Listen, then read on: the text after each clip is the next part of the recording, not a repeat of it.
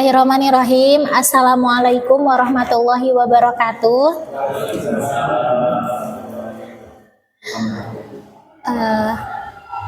Bapak Kepala Sekolah yang saya hormati, Ibu, Bapak Guru, teman sejawat yang saya hormati. Pertama-tama dan yang utama, marilah kita panjatkan puji dan syukur kehadirat Allah Subhanahu wa Ta'ala, karena atas rahmat dan karunia-Nya kita dapat berkumpul di tempat yang dimuliakan ini. Salawat serta salam semoga tetap tercurah limpahkan kepada junjungan kita Nabi besar Muhammad Sallallahu Alaihi Wasallam. Bapak Ibu, saya mengucapkan terima kasih yang sebesar-besarnya karena telah sedikit banyak menyisihkan waktunya untuk kegiatan diseminasi budaya positif yang akan kita laksanakan pada hari ini. Mengingat begitu banyaknya agenda Bapak Ibu, baik itu secara personal maupun secara kedinasan. Nah, sebenarnya untuk diseminasi budaya positif ini merupakan aksi nyata yang harus saya ampuh untuk memenuhi salah satu tugas dari modul 1.4, yaitu tentang budaya positif. Adapun topik yang akan saya bahas untuk hari ini yaitu perubahan paradigma pendidikan, disiplin positif dan nilai-nilai kebajikan universal, serta teori motivasi hukuman dan penghargaan serta restitusi, lalu keyakinan kelas, kebutuhan dasar manusia dan dunia berkualitas, serta posisi 5 posisi kontrol dan segitiga restitusi. Nah, untuk budaya positif itu semuanya berawal dari perubahan paradigma pendidikan.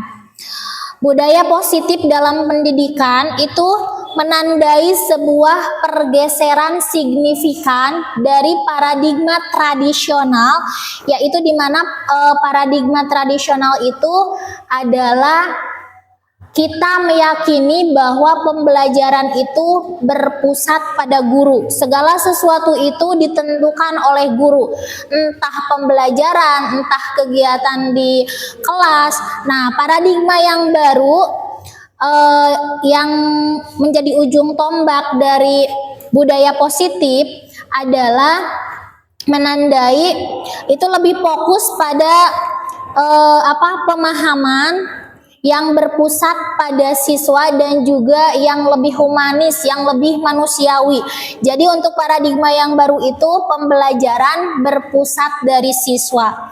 Perubahan ini terjadi karena adanya dorongan yang semakin mendalam tentang bagaimana siswa belajar dan siswa berkembang secara optimal. Nah, ini merupakan perbandingan paradigma lama dan paradigma yang baru. Yang pertama yaitu guru sebagai pusat, itu awal paradigma lama. Nah, paradigma yang baru sekarang adalah murid sebagai pusat. Lalu perbedaan yang kedua terletak pada pengajaran yang berorientasi pada konten, hanya mengandalkan materi, seberapa banyak materi yang diserap oleh siswa. Sedangkan pada paradigma yang baru, pembelajaran itu berorientasi pada pengembangan kompetensi dan karakter. Maka di sini karakter yang terus digojlok adalah dalam profil pelajar Pancasila. Lalu yang ketiga adalah disiplin yang berbasis hukuman. Kita selalu mengarah yang namanya disiplin itu harus kudu mesti dilakukan. Kalau tidak berarti siap menerima hukuman. Nah, untuk paradigma yang baru, disiplin itu merupakan disiplin positif yang berbasis hubungan dan restorasi. Jadinya untuk disiplin apabila si anak melakukan hal indisipliner, maka dia akan mencari jawaban sendiri atas perilakunya tersebut. Jadi dijawab sendiri, diselesaikan sendiri. Kita sebagai guru hanya apa namanya teh, memfasilitasi saja. Lalu selanjutnya perbandingan paradigma lama itu, kalau dulu kita senantiasa mengedepankan kompetisi individu, di kelas senantiasa berkejar-kejaran nilai. Nah, kalau sekarang paradigma yang baru, siswa itu lebih mengedepankan kolaborasi dan kerjasama. Lalu, di bawahnya, di sini adalah pembelajarannya berorientasi. Ini harusnya pembelajarannya individu, sedangkan paradigma yang baru itu pembelajarannya berorientasi pada pengembangan kompetensi dan karakter. Yang terakhir, dalam hal penilaian, penilaiannya hanya kuantitatif, dilaksanakan sekali, sedangkan untuk paradigma yang baru penilaiannya itu autentik dan holistik. Artinya itu kalau holistik terus dilakukan secara berkala. Nah, perubahan paradigma pendidikan menuju budaya positif merupakan langkah penting untuk menciptakan lingkungan belajar yang lebih bermakna dan relevan bagi siswa. Dengan fokus pada hubungan pembelajaran yang bermakna dan disiplin positif, sekolah dapat menjadi tempat di mana setiap siswa dapat mencapai potensi sepenuhnya. Nah, disiplin positif, apa itu disiplin positif? Disiplin positif dan nilai kebajikan universal itu merupakan pilar utama untuk budaya positif. Nah, disiplin positif itu adalah dalam rangka menciptakan lingkungan positif. Salah satu strategi yang perlu kita tinjau kembali adalah apakah penerapan disiplin di sekolah kita sudah efektif? Apakah masih perlu ditinjau kembali? Apakah sesungguhnya arti dari disiplin itu sendiri dan apa kaitannya dengan nilai-nilai kebajikan? Mangga Bapak, apa itu disiplin? Naon ari disiplin teh?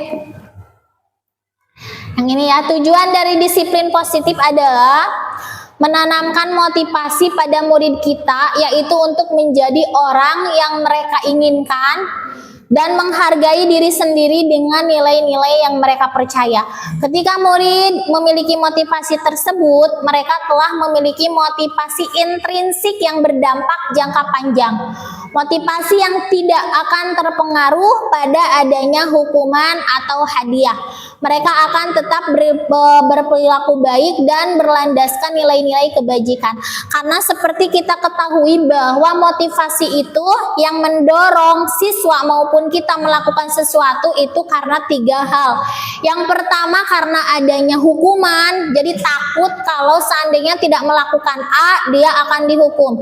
Yang kedua karena menginginkan penghargaan, menginginkan pujian, dan yang ketiga adalah karena dia ingin menanamkan nilai-nilai kebajikan dan ingin menjadi orang yang menjunjung tinggi nilai-nilai yang mereka hargai, nilai-nilai yang menjadi keyakinan mereka. Maka disiplin positif di sini adalah untuk menerapkan motivasi yang ketiga itu, yaitu untuk menanamkan nilai-nilai kebajikan yang menjadi sebuah keyakinan. Jadi si anak itu dalam melakukan sesuatu motivasinya tidak karena nilai besar, tidak karena hukuman, tapi karena memang meyakini bahwa hal yang dia pelajari suatu saat pasti akan berguna, akan mencapai suatu tujuan mulia. Salah satunya adalah nilai kebajikan yang ingin dicapai itu, yaitu ada dalam profil pelajar Pancasila. Ada berapa Ibu, Bapak? Ada 6. Ya, ada 6 kebajikan yang ingin dicapai dalam profil pelajar Pancasila itu. Ini 3 motivasi perilaku manusia yang tadi yang ingin ditanamkan pada yang menjadi dasar seseorang melakukan sesuatu. Yang pertama yaitu 3 motivasi yang menjadi dasar seseorang melakukan sesuatu. Yang pertama yaitu untuk menghindari ketidaknyamanan atau menghindari hukuman. Ini merupakan motivasi tingkat terendah yang dimiliki oleh manusia dari motivasi perilaku manusia. Biasanya orang yang motivasi motivasi perilakunya untuk menghindari hukuman atau menghindari ketidaknyamanan atau takut ditanya, itu sebenarnya mereka sedang menghindari permasalahan yang mungkin muncul dan berpengaruh pada mereka baik secara psikis maupun secara psikologis.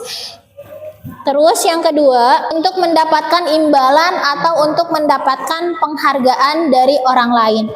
Satu tingkat di atas motivasi yang pertama yang tadi untuk menghindari hukuman, yaitu adalah dengan ingin mendapatkan imbalan atau penghargaan orang lain. Jadi mereka melakukan sebuah tindakan untuk mendapatkan pujian dari orang lain yang menurut mereka itu penting. Jadi mereka itu ingin secara tidak langsung ingin diakui dengan adanya hadiah, pengakuan atau imbalan. Jadi motivasi ini juga bersifat eksternal ya, tergantung stimulus dari luar.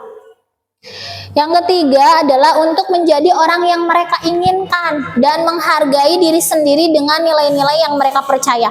Jadi untuk motivasi yang ketiga ini mengesampingkan motivasi yang pertama dan yang kedua.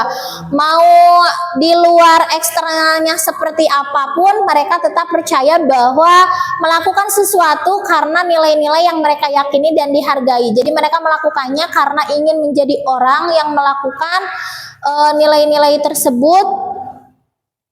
Ini adalah motivasi yang akan membuat seseorang memiliki disiplin positif karena motivasi perilakunya bersifat internal, langsung dari dalam dirinya, bukan karena dipuji, bukan karena takut dihukum.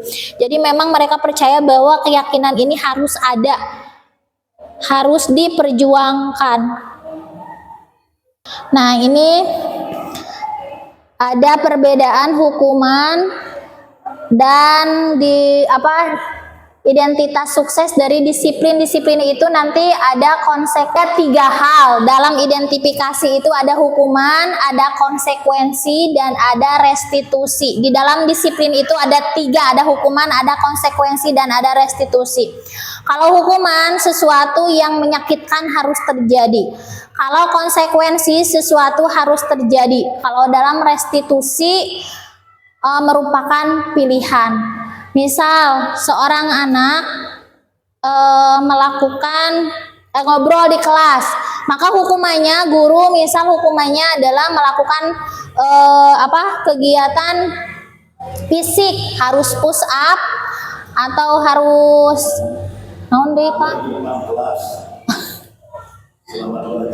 Oh iya, berdiri di depan kelas selama 2 jam. Nah, kalau konsekuensi itu apa? Contohnya konsekuensi.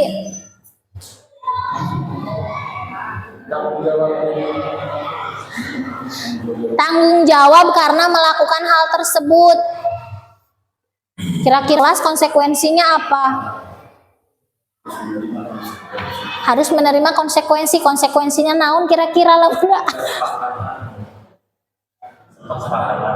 Kesepakatannya. Jadi kalau konsekuensi itu berarti harus ada di awal. Seorang anak kena denda membuang sampah sembarangan. Iya. Konsekuensi anak itu. Ya. Misalkan contohnya itu kalau seandainya anak membuang sampah.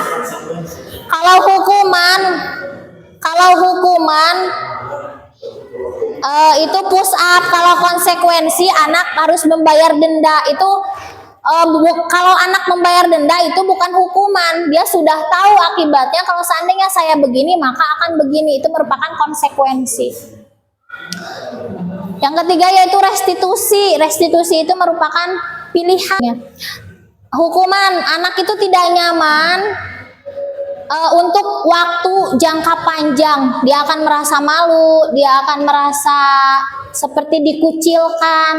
Kalau konsekuensi ini anak tetap merasa tidak nyaman, tapi dalam jangka waktu yang pendek. Yang ketiga adalah korban mendapatkan keadilan. Misal kalau anak buang sampah sembarangan, di sini korbannya adalah guru. Korban adalah guru. Jadi guru mendapatkan keadilan ketika si anak dihukum. Merasa lega gitu, alhamdulillah entos ngahukum anak. Nah, kalau di dalam konsekuensi korban bisa diabaikan, tidak merasa puas gitu kan. Kita mah kadang kalau anak melakukan sesuatu acan dugi kapuas mah belum merasa mendapatkan keadilan. Yang keempat adalah dalam hukuman murid itu merasa tersakiti, sedangkan kalau dalam konsekuensi murid itu merasa tidak nyaman, bukan merasa tersakiti. Itu untuk 3 motivasi universal. Yang tadi ya sudah dibahas mengenai perubahan paradigma. Kenapa kita harus menerapkan disiplin positif? Karena intinya kita itu ingin memanusiakan murid. Nah, mana disiplin? Dalam menciptakan lingkungan positif, salah satu strateginya adalah penerapan disiplin di sekolah. Apakah telah efektif atau tidak? Ya. Kira-kira di sekolah kita disiplin atau efektif Acan, Bapak Ibu? Efektif, alhamdulillah. Ini adalah karakter-karakter yang ingin dicapai dari adanya disiplin tadi, yaitu kebajikan universal. Dalam kebajikan universal ini yang ingin ditanamkan yaitu tercantum dalam profil pelajar Pancasila. Beriman, bertakwa kepada Tuhan Yang Maha Esa dan berakhlak mulia. Yang kedua adalah mandiri, yang ketiga bernalar kritis, yang keempat berkebinekaan global, yang kelima gotong royong, dan yang terakhir adalah kreatif. Itu merupakan hal yang ingin ditanamkan. Ketiga adalah keyakinan kelas. Apa perbedaan keyakinan dengan peraturan? Kenapa tidak peraturan kelas saja? Misalkan di sini ada 2 contoh, mengapa kita memiliki peraturan tentang penggunaan helm saat mengendarai kendaraan. Lalu mengapa kita memiliki peraturan tentang penggunaan masker dan mencuci tangan. Untuk poin yang pertama, kenapa harus menggunakan helm? Itu karena adanya nilai-nilai keselamatan, ya, nilai-nilai keselamatan. Jadi ketika memakai helm itu ada nilai keselamatan. Sedangkan ketika penggunaan masker dan mencuci tangan, nilai yang diyakini adalah adanya kesehatan atau keselamatan. Jadi nilai-nilai keselamatan tadi, memakai helm dan nilai kesehatan itu disebut suatu keyakinan. Jadi kita yakin, yaitu nilai-nilai kebajikan universal yang disepakati baik secara tersirat ataupun secara tersurat, baik itu tertulis ataupun tidak, tapi kita sudah meyakini kalau memakai helm itu adalah demi keselamatan, kalau menggunakan masker dan cuci tangan itu demi kesehatan, terlepas dari latar belakang suku, terlepas dari negara, terlepas dari bahasa maupun terlepas dari agama. Kita meyakini bahwa yang tadi itu adalah benar. Nah, nilai-nilai kebajikan itu menekankan pada keyakinan. Nah, Bapak Ibu, kita di dalam kelas perlu membentuk keyakinan kelas. Keyakinan kelas itu harus lebih abstrak dari peraturan, lebih rinci. Kalau peraturan sekolah, anak-anak harus disiplin. Nah, untuk keyakinan kelas itu harus lebih abstrak, lebih rinci dan konkret. Yang kedua, keyakinan kelas itu berupa pernyataan universal. Yang ketiga, pernyataan keyakinan kelas senantiasa dibentuk dalam bentuk positif. Nah, nilai-nilai kebajikan itu ada nilai keadilan, kehormatan, peduli, integritas, kejujuran. Kita coba kembalikan barang ke tempatnya. Itu nilai kebajikan yang ditujunya apa? Kembalikan barang ke tempatnya. Tanggung jawab, ya, kembalikan barang ke tempatnya, nilai kebajikannya tanggung jawab. Dilarang mengganggu orang lain, nilai kebajikannya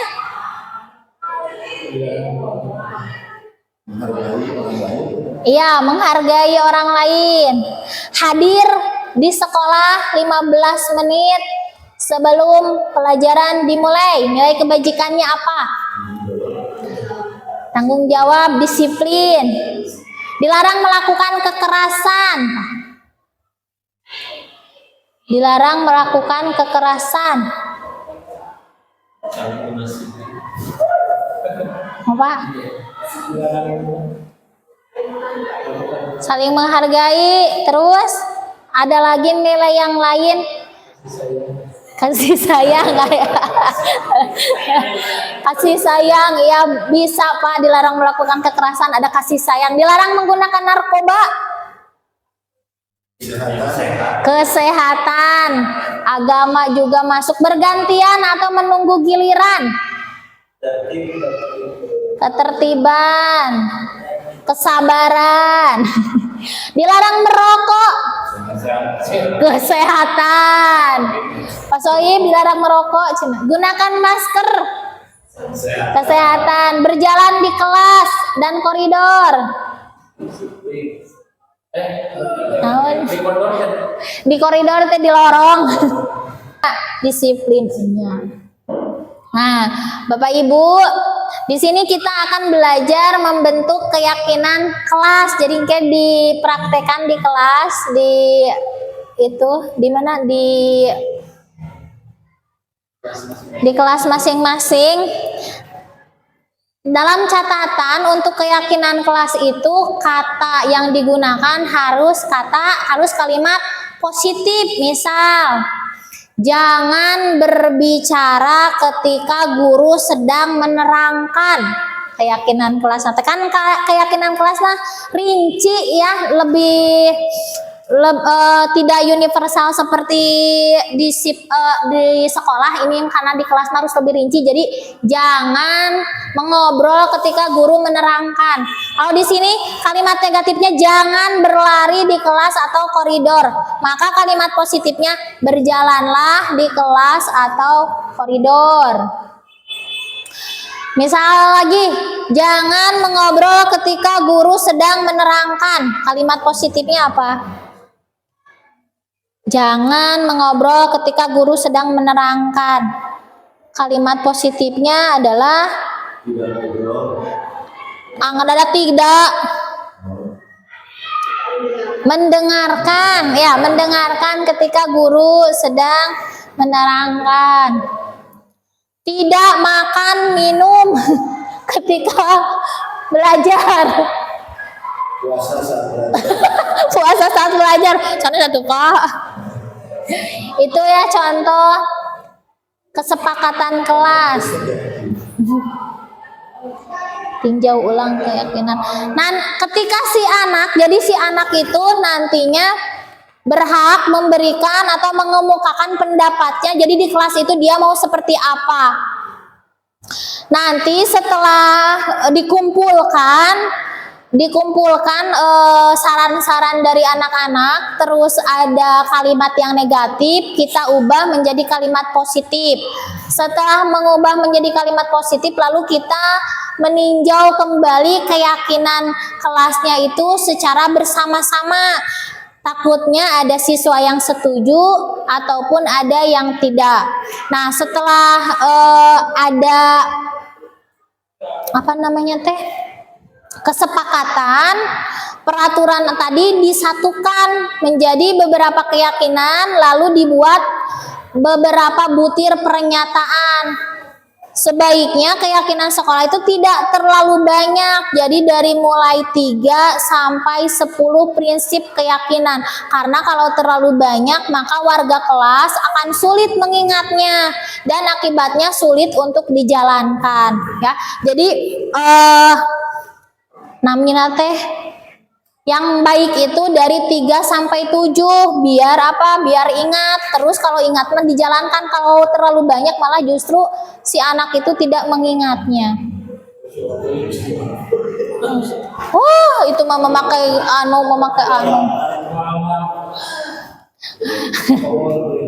Nah, lalu kalau sudah disetujui, semua warga kelas itu meninjau ulang dan menyetujui dengan menandatangani Kalau sudah ditandatangani berarti itu tos berlaku. Makanya kalau ada yang tidak mengindahkan, nah tadi ada konsekuensinya, bukan hukuman. Lalu yang ketujuh, keyakinan itu dilekatkan di dinding, di tempat yang mudah dilihat. Kalau tiga mah meren sabadag apa ya, tiga keyakinan. Nah, ini contoh keyakinan kelas 1. Setiap anggota kelas perlu belajar. Nah, di sini sudah mewakili, tidak lari-lari, tidak ngobrol. Setiap anggota kelas perlu senang.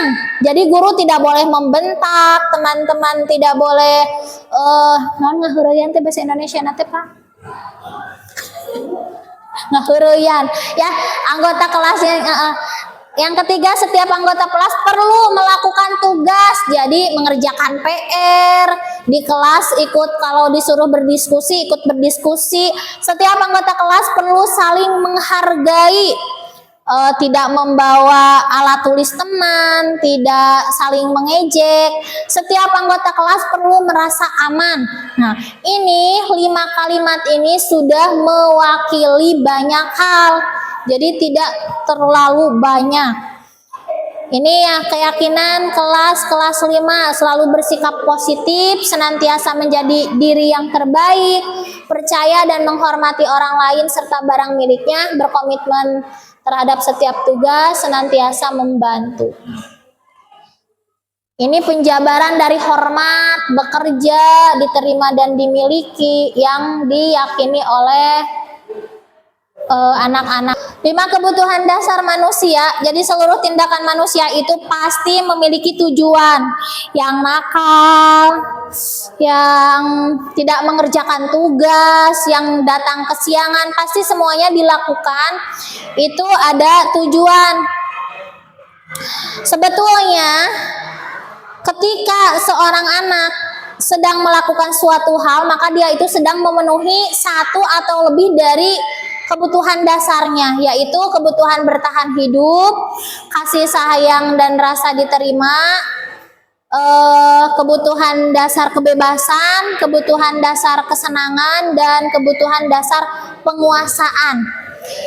Ketika seorang murid melakukan suatu perbuatan yang bertentangan dengan nilai kebajikan, nah sebenarnya karena mereka gagal memenuhi kebutuhan dasar mereka. Jadi ada salah satu di antara 5 kebutuhan tersebut yang tidak terpenuhi, jadinya mereka itu bertentangan dengan nilai-nilai kebajikan. Ini 5 dasar kebajikan yang ada pada manusia.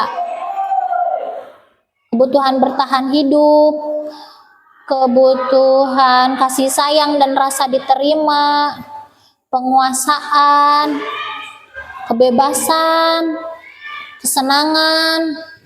Anak-anak yang tidak masuk kelas, misal karena dia itu main motor-motoran, kebut-kebutan di jalan, kira-kira kebutuhan yang tidak terpenuhinya apa? Kesenangan. Kalau misalkan itu Anita meminta perhatian ke ruang guru, gunag-gunag Pak Ahmad, kira-kira nilai yang tidak terpenuhinya apa? Kasih sayang Pak Ahmad dan rasa diterima. Nah, jadi ini yang kurang, makanya meminta kasih sayang dan rasa diterima. Ya kan perhatian teh masuknya ke sini, kasih sayang dan rasa diterima.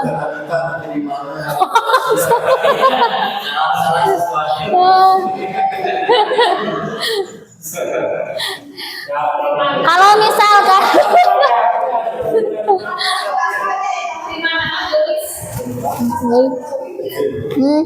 kalau misalkan bibir malakan artos Pak ya.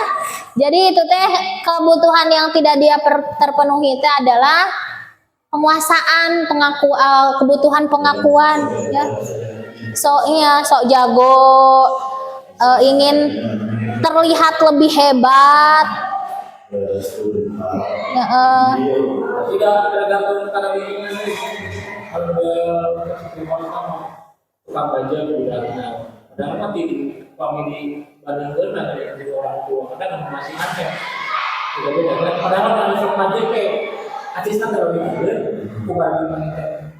Bukan ada kan kebetulan Soalnya yang tidak puasa. Padahal dia seorang Ya. yang dia pengakuan ya pemenangan temannya Kalau contoh kebebasan kumaha Pak? Kebutuhan akan pilihan, kebebasan.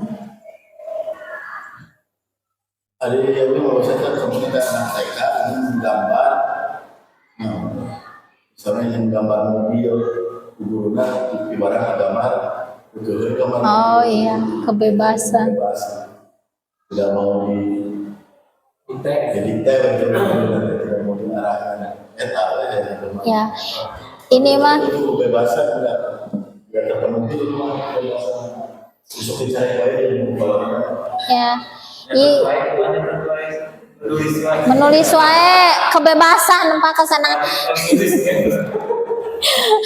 Ya contohnya di sini Doni cina di rumahnya merasa bosan karena makanan yang dibawakan ibunya teh sama tiap hari. Nah, ibunya selalu membawakan bekal yang sama, oleh karena itu dia mencoba makanan teman-temannya yang beraneka ragam. Maka Doni sedang berusaha memenuhi kebutuhan akan kebebasan.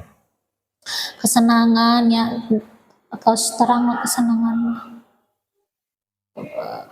Terus hiji deui Bapak Ibu. Iya. Terima posisi kontrol ini. Ini adalah posisi yang kita miliki. Yang kita miliki cing kira-kira ibu-ibu, bapak-bapak yang mana memiliki posisi di sebelah mana yang satu?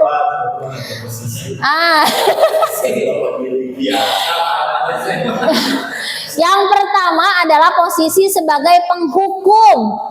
Jadi kalau sebagai penghukum itu menggunakan hukuman fisik atau verbal.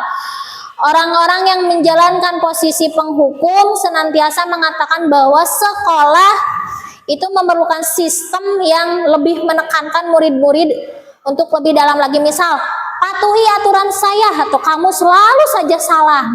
Nah, penghukum. Yang kedua, pembuat merasa bersalah. Pembuat merasa bersalah menekankan kata-kata. Jadi, ayo kerjakan. Bismillahirrahmanirrahim. Assalamualaikum warahmatullahi wabarakatuh.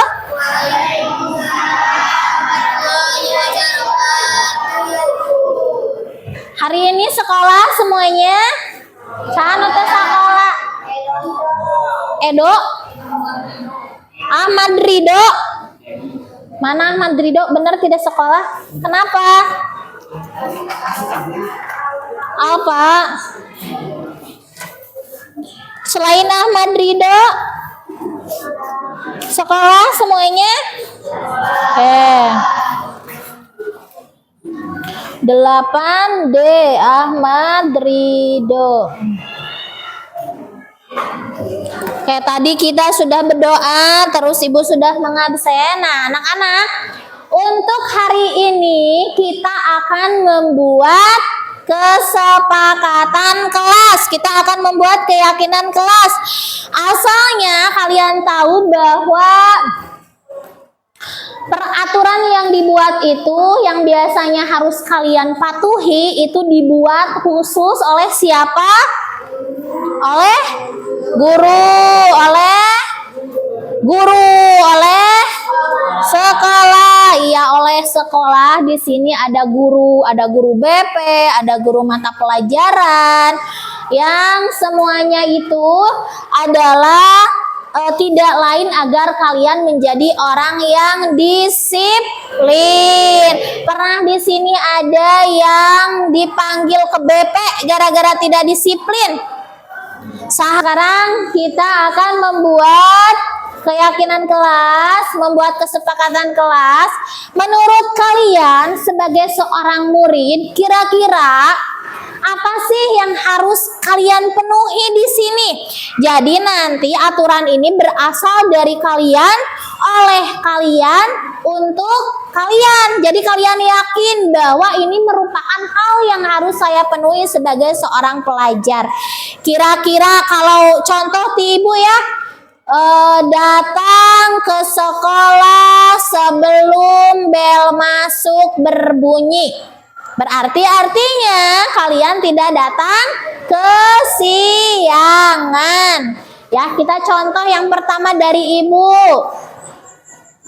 Datang ke sekolah sebelum bel berbunyi. Sekarang ibu mau dari perempuan dulu. Perwa di sana, nanti laki-laki udah Najwa. Semuanya. Ketika di luar kelas, ketika di dalam kelas, ketika sedang belajar, kepada guru, kepada teman, harus seperti apa? Bukan hanya kepada teman kita harus baik, misalkan. Kalau sedang belajar harus bagaimana? Jangan bagaimana. Tuh di sini udah ada ya. Banyak.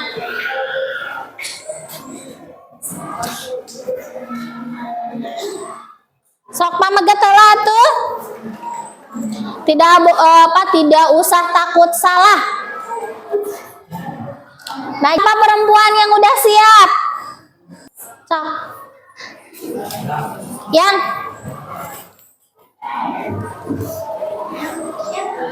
sok yang tulis yang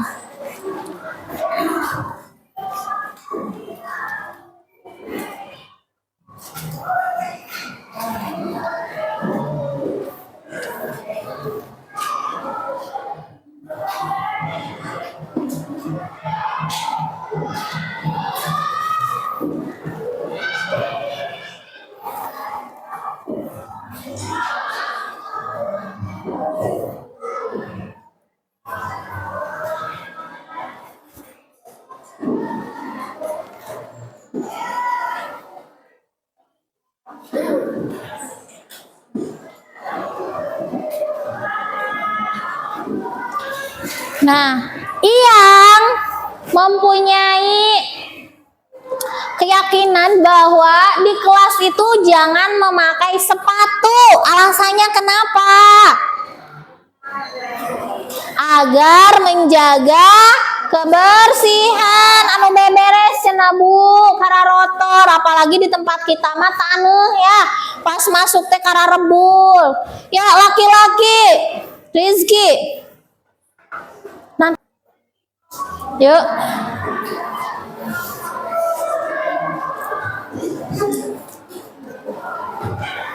Ayo.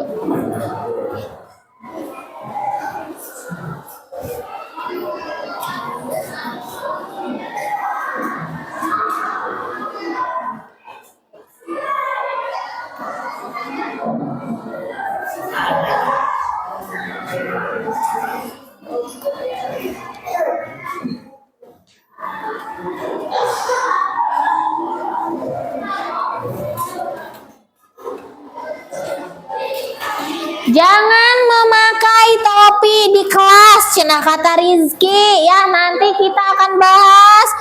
Sok sekarang istri, si Pak. Sok. Yang udah siap aja siapa? Sok, dia. Hanya.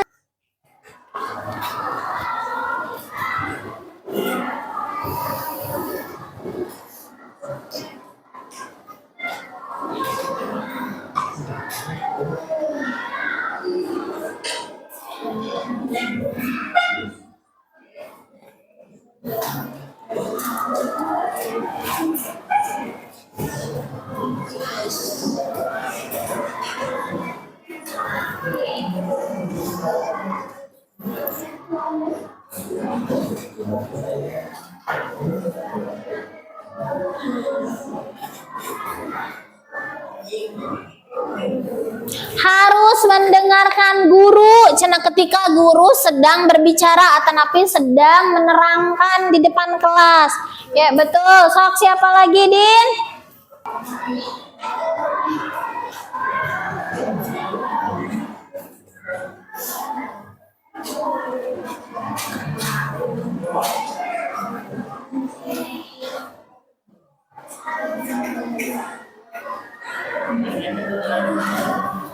Jangan membawa HP ke sekolah ya Najwa.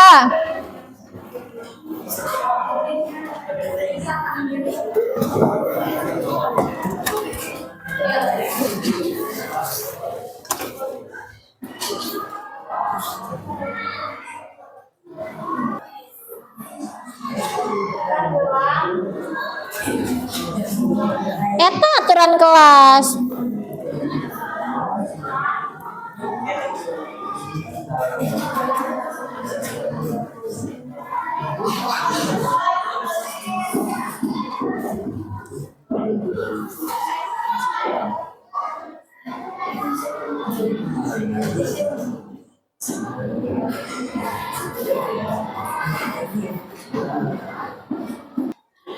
Jangan memakai jaket ketika di dalam kelas. Sok.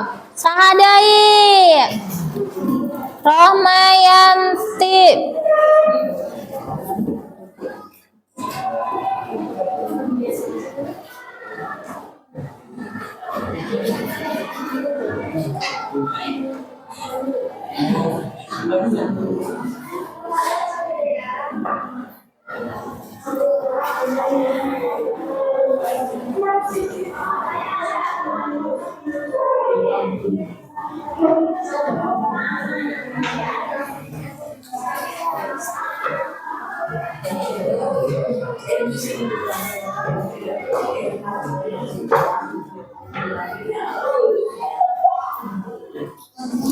Apa Romayanti?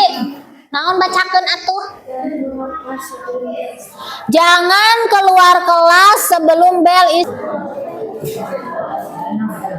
jangan juku ibu.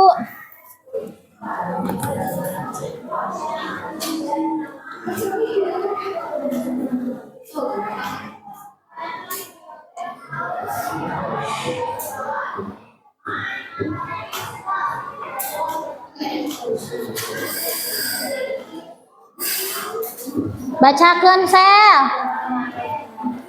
Jangan memakai gelang. Oke, sok siapa lagi? Sok.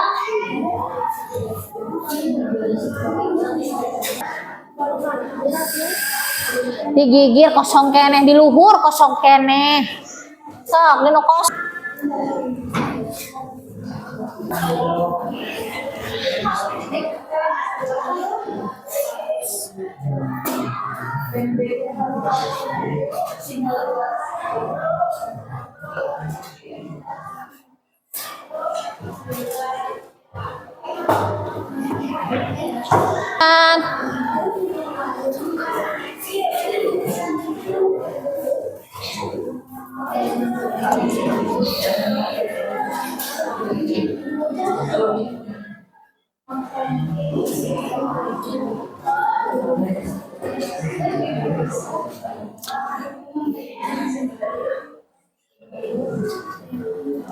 Ketika belajar harus gimana? Jangan di dalam kelas harus bagaimana? Sok. Sok. Sok.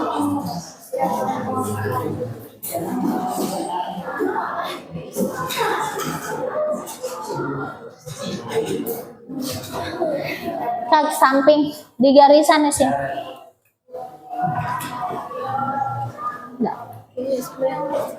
Biasa. Kan itu mah keyakinan masing-masing.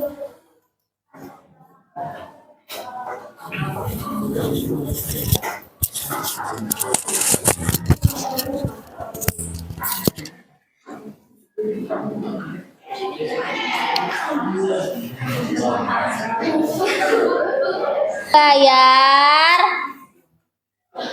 uang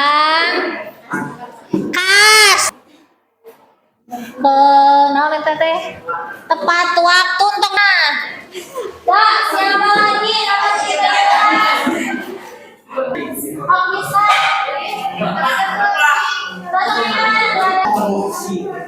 Sambilan. Mohon susah kan? Saya bisa. Apa susahnya bikin aturan? Jadi kan tidak masuk kantor.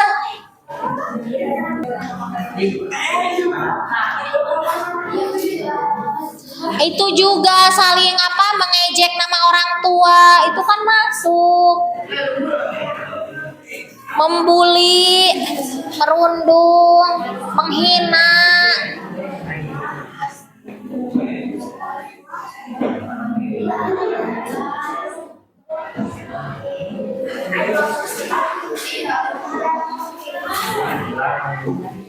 Jangan mengeluarkan baju. Kan itu geningan piket, tara piket.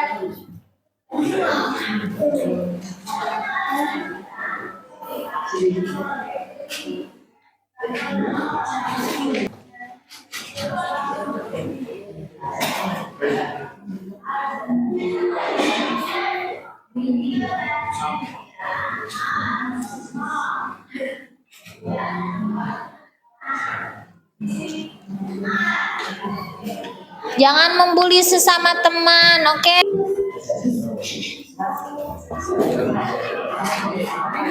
Hasya di luhur da jangkung. Oh, sok ketang di dinya ge. Tidak boleh bolos, oke? Sok. Ilham. Mood.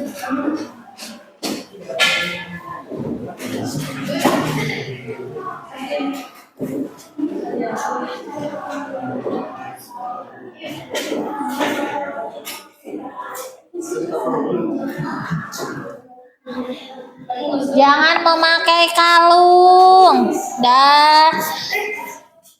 Tinggal ngaganti tadi gelang ayeuna kalung. Sok.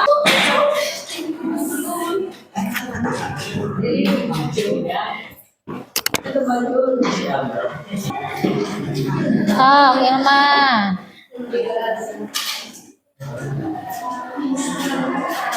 Jangan merokok, betul sekali. Oh. Salah tuh.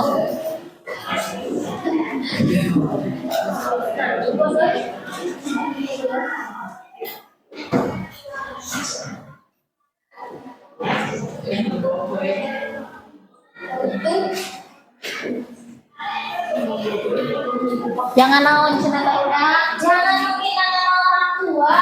Tadi disebutkan ditulis.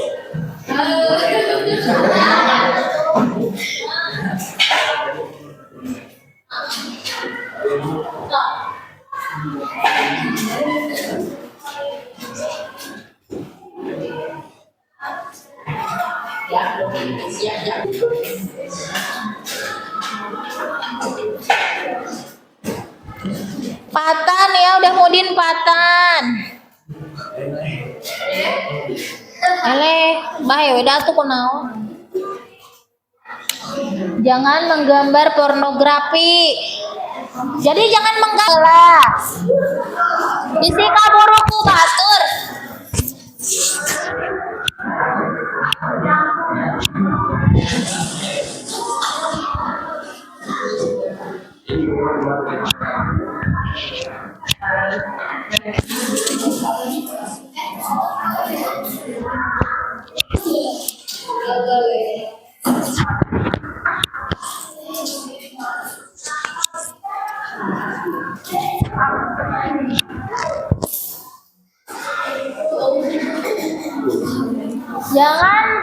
Jangan membuang sampah sembarangan, oke?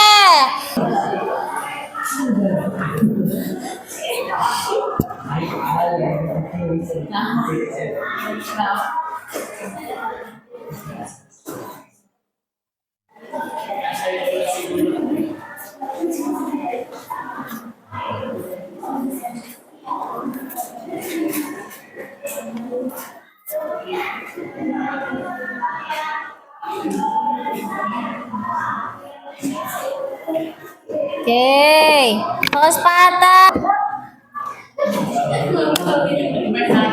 Soki.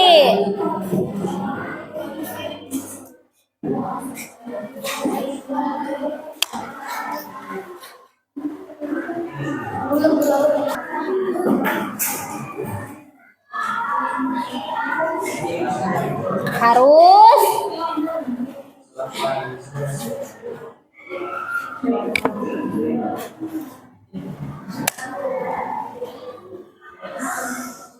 Harus mengerjakan tugas. Oke, 2.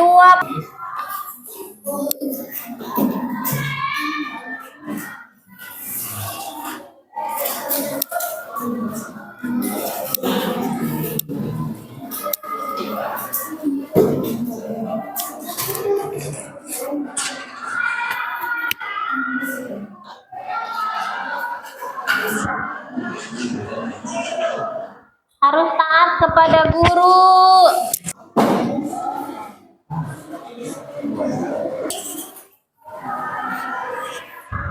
Naon, Pak?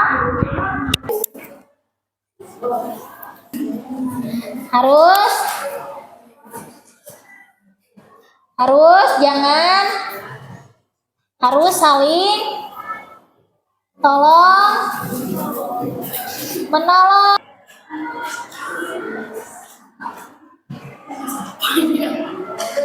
Sesama teman. Oke, bagus. Tak. Tes.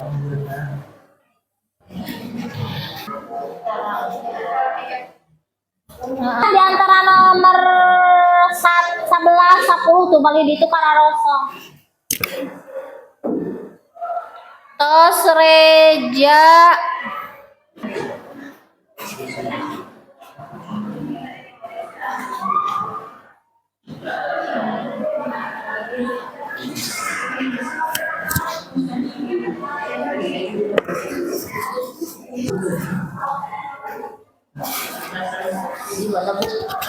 Di antara celah 10 sarang 1.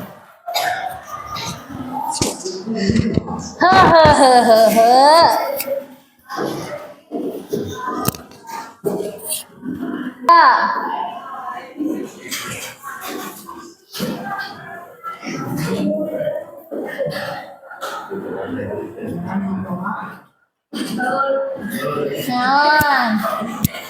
Jangan jajan. Ayah nubu permisi bade kajaman padahal ka kantin.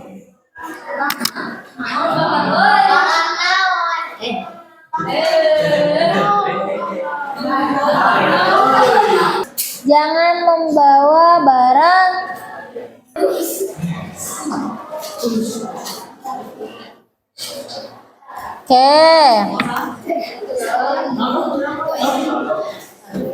dalam sekolah.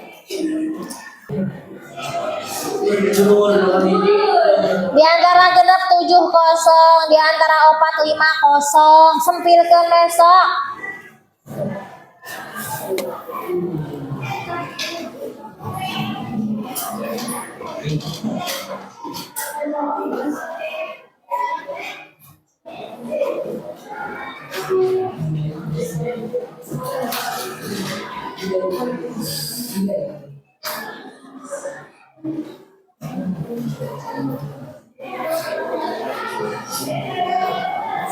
Jangan mengejek.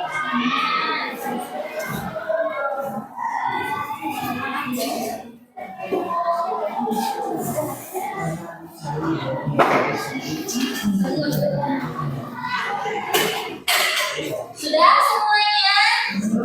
Nah, tepuk tangan bagi kita semua. Hebat.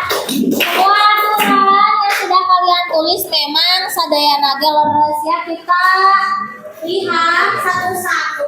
Tapi kalau semuanya menjadi aturan di kelas, sulit ada tidak ingat, maka kita akan merangkum atau masih kene saking kene ya, bisa jangan memakai kalung, jangan memakai gelang, itu kan masih satu jenis ya. Tidak akan rangkum, jangan tidur di dalam kelas, ya. Jangan di kelas harus tertib. Satunya lagi.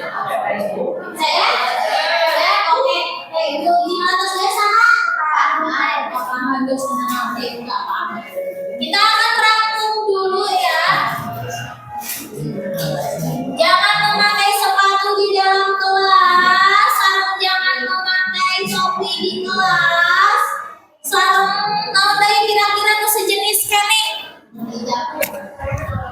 Hah? Memakai jaket, mana memakai jaket? Yang ini masih satu jenis. Jangan memakai kalung. Jangan. Nah, rambut tidak boleh panjang, kuku harus pendek dan bersih. Itu kebersihan. Datang ke sekolah, jangan tidur, jangan membawa HP, mendengarkan guru, tidak boleh memakai alat kosmetik. Jangan keluar kelas, jangan memakai gelang. Tadi yang jangan mengeluarkan baju. Melaksanakan piket, jangan membuli, tidak boleh bolos, jangan pakai kalung, jangan menghina, jangan menggambar, jangan membuang. Nah, ini masuknya jangan memakai sepatu ke dalam kelas, jangan memakai topi di kelas, tidak boleh memakai alat kosmetik, jangan memakai jaket, jangan memakai kalung, jangan memakai gelang. Itu masih satu jenis semuanya. Jadi kita rangkum. Jadi apa kira-kira? Nopal, itu karekam hayang lah. Apa kira-kira? Berpakaian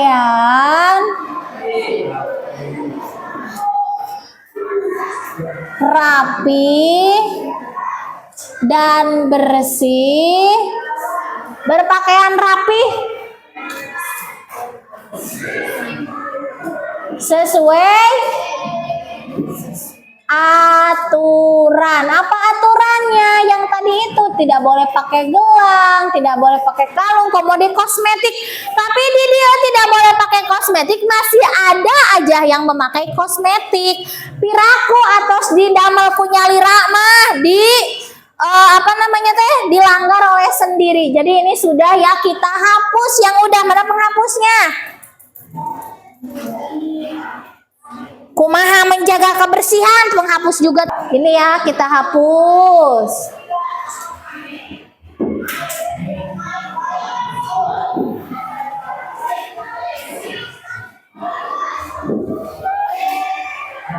Dah. Ada lagi yang masih satu jenis di sini. Jangan tidur di kelas, masih satu jenis di kelas, harus tertib. Harus mendengarkan guru. Ini masih di kelas semuanya. Jangan keluar kelas sebelum istirahat. Berarti apa coba kalau seandainya kita rangkum?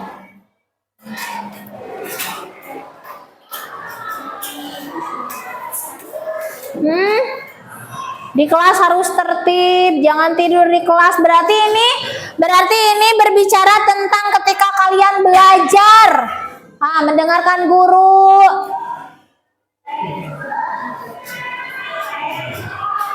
Jangan menggambar pornografi, ini kan di dalam kelas. Jangan menggambar, terus harus mengerjakan tugas. Apa? Berarti belajar dengan sungguh-sungguh. Belajar dengan sungguh-sungguh itu berarti jangan tidur, mengerjakan tugas, jangan keluar sebelum istirahat. Ini kita rangkum. Udah, kita hapus.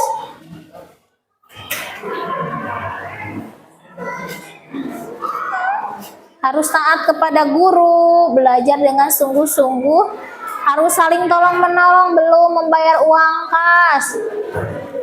Nomor 3 apa?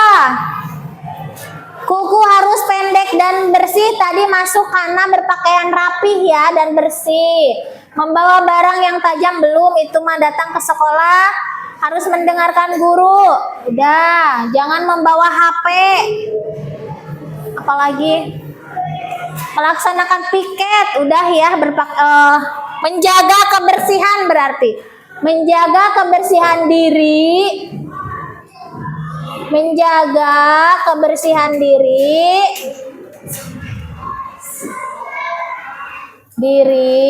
dan kelas. Ini ada Menjaga kebersihan diri dan kelas. Diri tidak boleh gondrong. Apalagi kuku harus bersih. Yang keempat, membuli, mengejek, saling tolong menolong. Berarti masuknya apa?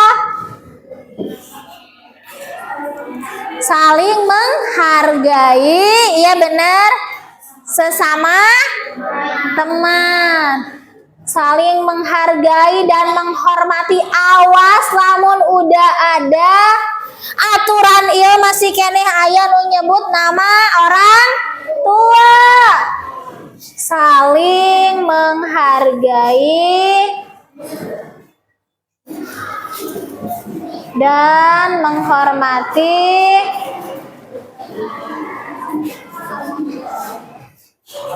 sesama teman.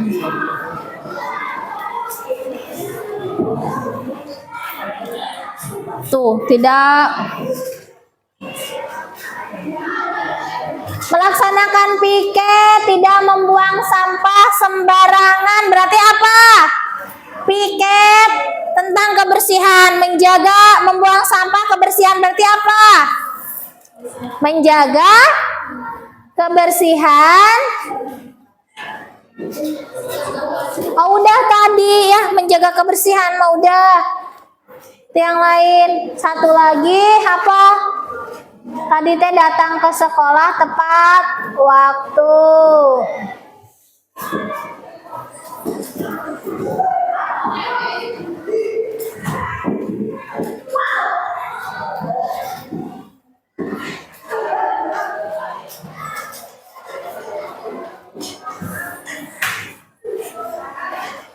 Membayar uang kas, berbayar uang kas.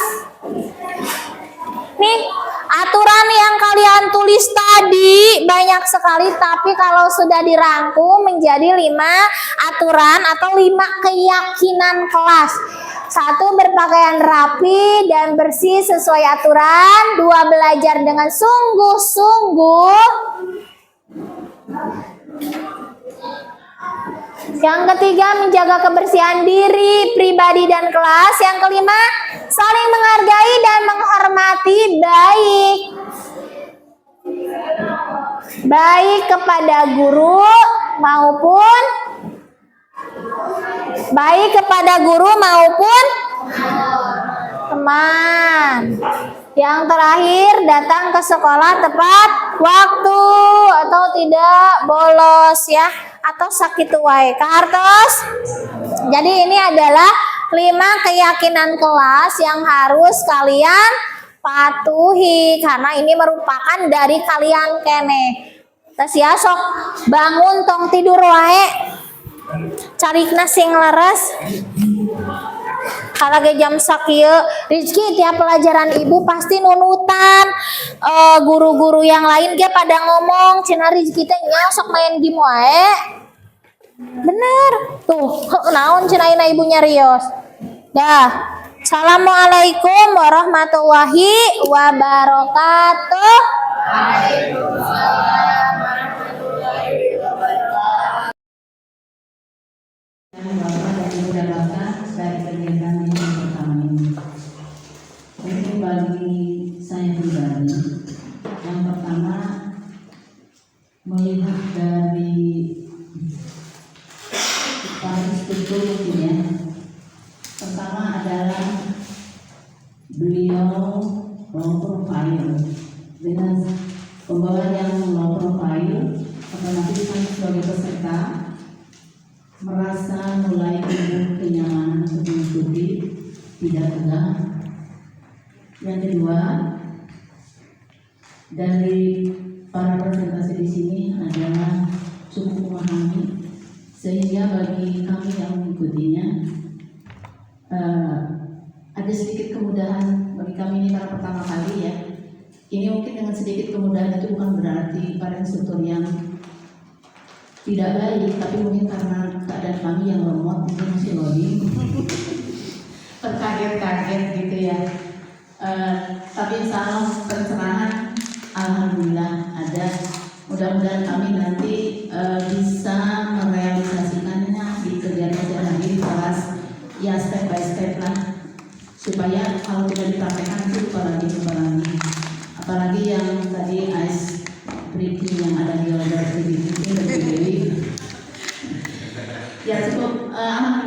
ilmunya banyak sekali di sini ya.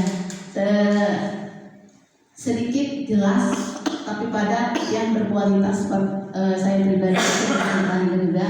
Mudah-mudahan kami selanjutnya bisa bertambah terinspirasi dan banyak ilmu yang didapat hari ini. Terima kasih.